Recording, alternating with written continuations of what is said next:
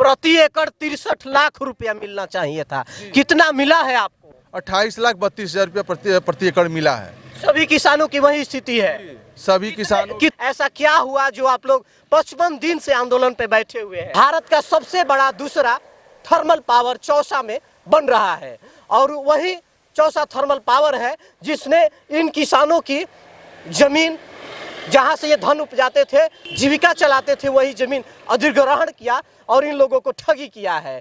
सांसद और विधायक से ही हम आशा कर सकते थे, लेकिन वो आज तक वो सुध हमारी लेने नहीं आए। कोई भी पदाधिकारी, जो कोई भी विधायक या प्रतिनिधि है किसी भी क्षेत्र का है, अभी तक नहीं आया है। लगभग 800 करोड़ की ठगी, और तब जाकर किसानों को जब इसके बारे में पता चला, किसान के बेटे को पता चला, जब किसान के बेटे पढ़े लिखे नहीं होते तो इसके बारे में जानकारी नहीं हो पाती। नमस्ते, प्रणाम, मैं राज सिंह। आज मैं ऐतिहासिक धरती चौसा में हूँ और यहाँ पे आप देख सकते हैं कि ये तिरंगा लगा हुआ है और तिरंगे के नीचे किसान बैठे हुए हैं, मजदूर संघ बैठे हुए हैं और इनसे हम बातचीत करेंगे क्यों बैठे हुए हैं, क्या कारण है यहाँ पे बैठने का। और यहाँ पे आप देख सकते हैं कि चौसा बक्सर कोचस मेन रोड है और इसी के जस्ट बगल में बैठे हैं और इसी के जस्ट बगल में पीछे साइड में, आप इधर दिखाइएगा, पीछे साइड में भारत का सबसे बड़ा दूसरा थर्मल पावर चौसा में बन रहा है और वही चौसा थर्मल पावर है जिसने इन किसानों की जमीन, जहां से ये धन उपजाते थे, जीविका चलाते थे, वही जमीन अधिग्रहण किया और इन लोगों को ठगी किया है। लगभग 800 करोड़ की ठगी, और तब जाकर किसानों को जब इसके बारे में पता चला, किसान के बेटे को पता चला, जब किसान के बेटे पढ़े लिखे नहीं होते तो इसके बारे में जानकारी नहीं हो पाती, क्योंकि किसान तो वो है साहब जो खेती करते हैं, मजदूरी करते हैं, ट्रैक्टर चलाते हैं, हल चलाते थे, लेकिन हल चलाते नहीं, अब हल चलाते थे। हमको इसलिए कहना पड़ रहा है क्योंकि धीरे धीरे किसानों के बेटों ने नई टेक्नोलॉजी का आविष्कार करके उनको आगे बढ़ाया है। यहाँ पे देख सकते हैं पीछे में भी पोस्टर भी लगा है कि प्रभावित किसान खेतिहर मजदूर मोर्चा। इनके कहने का मतलब है कि इनका आंदोलन जो है 55 दिनों से चल रहा है, आज 55वां दिन है और ये आंदोलन कर रहे हैं। इनसे मिल के हम लोग बात करेंगे, आप आ जाइए पास में, थोड़ा सा मिल के हम लोग बात करेंगे कि क्या हुआ, आखिर ऐसा क्या हुआ जो आप लोग 55 दिन से आंदोलन पे बैठे हुए हैं। क्या नाम होगा चाचा आपका? हमारा नाम ब्रिजेश राय है और हम बनारपुर के रहने वाले हैं। ऐसा क्या हुआ जो आप लोग अपना काम धंधा छोड़ करके डेली के डेली 55 दिन से आप लोग यहाँ पे बैठ रहे हैं? हम लोगों के साथ पहले ठगी हो चुकी है और आगे की जमीन भी 2013 के रेट पर ही देने जा रहे हैं। ये मुआवजा कैसे कह रहे हैं कि ठगी हुई है?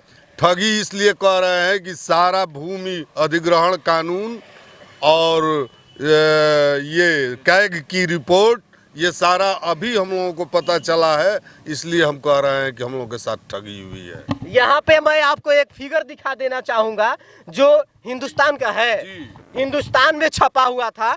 आप देख सकते हैं कि बक्सर व नालंदा सहित कई जिलों में जमीन अधिग्रहण में 873 करोड़ की ठगी, ये हिंदुस्तान में छपा हुआ था, आप देख सकते हैं। और यहाँ पे लिखा हुआ है सीएजी ने खोली है और उसका ये रिपोर्ट है, अध्याय 3 राजस्व एवं भूमि सुधार का रिपोर्ट है और ये का इसमें पोल खोला गया है विशेष। और क्या क्या चीजें हुई है, कितना में जमीन जाना चाहिए था और कितना में गया है। इस पूरी परियोजना का जो अधिग्रहण प्रक्रिया चला, इसको आप 2 चरण में समझ सकते हैं। पहला चरण वो है जब 2013 जो 10-11 से स्टार्ट करके करीब 15-16 तक प्रक्रिया चली पेमेंट वाला, उसमें 1058 एकड़ ज़मीन ली गई। उस प्रक्रिया में क्या हुआ कि पूरी तरह से कानून, अभी हम लोग पता चला कि पूरी तरह से कानून को उल्लंघन करते हुए हम लोग साथ ठगी की गई, जो कि पहले हमको न्यूज़पेपर मिला, फिर खोजते खोजते हम लोगों का सीएजी का रिपोर्ट भी हमको प्राप्त हुआ। इससे पता चला कि हम लोगों को प्रति एकड़ कम से कम 63 लाख रुपया मिलना चाहिए था। प्रति एकड़ 63 लाख रुपया मिलना चाहिए था, कितना मिला है आपको? 28,32,000 रुपया प्रति एकड़ मिला है। सभी किसानों की वही स्थिति है। सभी किसान, कितने गांव इसमें समाहित है जो ऐसे किसान हैं जो इस थर्मल पावर के अंतर्गत उनका जमीन चला गया है? उस समय पहले जो प्राइमरी स्टार्ट हुआ उसमें 3 पंचायत से करीब 7 मौजे शामिल थे और अभी वर्तमान में फिर प्रक्रिया जारी है। उस समय भी करीब 7 एकड़ ज़मीन हमारी गई और अभी फिर से हमारी 1 एकड़ ज़मीन करीब हमारी जा रही है फिर से। अभी जो वर्तमान में वाटर पाइपलाइन रेल कॉरिडोर हुआ के लिए चल रहा अधिग्रहण, पुराने वाले में भी उसमें हमने 63 लाख कैसे होगा वो मैं बता देता हूँ आपको। पहला तो MVR का रिवीजन नहीं हुआ था जो कि हम लोग को दिया गया 11 को लागू रेट से दिया गया, जबकि हमको मिलना चाहिए था 14 के रेट से मिलना चाहिए था जो कि नहीं मिला। उसके हिसाब से हमको कम मिला गया और साथ साथ में आपातिक अधिग्रहण था जिसकी अब बिहार सरकार का अधिसूचना है। इसको आप पढ़ेंगे तो इसमें आपको साफ लिखा हुआ कि कृषि योग्य भूमि का शीघ्र अर्जन आवश्यक है।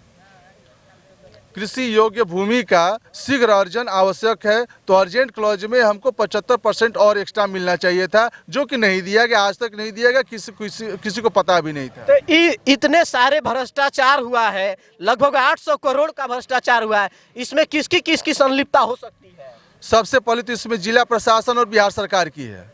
जिला प्रशासन और बिहार सरकार के पदाधिकारियों जी मिलीभगत से है और कहीं ना कहीं ये कंपनी को नाजायज फायदा पहुंचाने के लिए किसी एक आज आप लोग 55 दिन से आंदोलन कर रहे हैं, कोई नेता मंत्री विधायक यहाँ पे आए कि नहीं आए? जी नहीं आए। आप लोग वोट देते हैं? बिल्कुल देते हैं हम लोग। किसको वोट दिए थे और क्या करते थे ये नहीं पूछूंगा मैं, क्योंकि वह आपका एकाधिकार है और वह प्रत्यक्ष रूप से नहीं बल्कि अप्रत्यक्ष रूप से आप उनको वोट देते हैं। लेकिन आप तो जानते हैं, मजदूर तो जानते हैं, किसान तो जानते हैं कि हम किसको वोट दिए थे। तो यही सोचकर वोट दिए होंगे कि वह हमारी जन समस्याओं में हमारे साथ खड़े होंगे। हम भी देख रहे हैं इसी चीज़ का कि वो हमारा कितना सहयोग करते हैं। अभी तक तो उनकी जो प्रतिक्रिया रही 2 महीना लगभग होने जा रहा है, हम लोग यहाँ बैठे हुए हैं, लेकिन अभी तक किसी भी राजनीतिक पार्टी से और किसी स्थानीय सांसद और विधायक से ही हम आशा कर सकते थे, लेकिन वो आज तक वो सुध हमारी लेने नहीं आए। कोई भी पदाधिकारी, जो कोई भी विधायक या प्रतिनिधि है किसी भी क्षेत्र का है, अभी तक नहीं आया है। और पदाधिकारी महोदय से वार्ता हम लोगों की हुई SDM साहब के पहल पर, लेकिन वो वार्ता भी निरर्थक साबित हुई क्योंकि वार्ता के लिखित कुछ हमको स्पष्ट रिपोर्ट देते, उससे पहले ही उन्होंने दमनात्मक कार्रवाई उससे स्टार्ट कर दी। हम लोगों को असामाजिक उग्र तत्व कह करके आप देख सकते हैं। उग्र तत्व भी कहा गया है। उग्र तत्व असामाजिक, हम लोग शांतिपूर्ण धरना बैठे हुए हैं, लेकिन नहीं हम देख सकते हैं साहब, ये मेन रोड है, थोड़ा कैमरा घुमा के दिखा दीजिए। मेन रोड है और इसी के बगल में ये टेंट डाल करके लोग बैठे हुए हैं, शांतिपूर्ण धरना प्रदर्शन कर रहे हैं, फिर भी ये लोग कह रहे हैं कि उग्रवादी हैं। ऐसा नाम दिया गया है। जी SDM महोदय के द्वारा ये जारी संयुक्त आदेश में ये सारी संज्ञाएं हम लोगों को प्राप्त हुई है। स्वार्थी, उग्र, शरारती, असामाजिक, इन लोगों को जबरन पुलिस बल के द्वारा हटा दिया जाना चाहिए। पता चला है कि यहाँ पर आपके रात में जब आप लोग धरना दे रहे थे तो धरना के साथ आपके साथ मारपीट की गई है। जी उसी दिन 30 तारीख को ही 30 नवंबर को आपको हम लोग यहाँ पर जबरन सीमांकन का कार्य कराया जा रहा था। आपको कटघरवा में किसी को भी रैयत को मुआवजा नहीं दिया गया, उनकी आपत्तियों का निराकरण नहीं किया गया और जबरन वहाँ पर भारी पुलिस बल, कम से कम 200 से ऊपर पुलिस बल और पदाधिकारी वहाँ मौजूद थे, परियोजना भी पदाधिकारी मौजूद थे, साथ में SDM महोदय भी थे वहाँ पर। उन लोगों का जबरन सीमांकन का कार्य करे तो वहाँ पर रैयतों के द्वारा हमको बुलाया गया कि आइए यहाँ पर बात करने के लिए बुलाया जा रहा है। हम लोग वार्ता के लिए वहाँ पर गए और जब हम अपना लक्ष्य पक्ष अपना रखने लगे, इतने में उन लोगों को नागवार गुजरा, उनके पास जवाब नहीं था, हम लोगों को अरेस्ट करके ले गए। यहाँ पर भी मारपीट की गई इस धरना स्थल पे। जी उसी रात में यहाँ पर लोगों पर लाठियाँ चलाए, सारे वरिष्ठ हमारे गार्जियन स्वरूप यहाँ पर थे, धरने बैठे हुए थे रात्रि में और उन लोगों पर लाठीचार्ज भी किया गया। उसमें से भी 4 लोगों को गिरफ्तार करके ले गया गया बिना किसी वजह के। उसका सुनने में आया कि CCTV फुटेज भी है। फुटेज भी उसका रिकॉर्ड हुआ है। जी रिकॉर्ड भी हुआ है और हम लोगों को दिए भी हैं उस चीज को।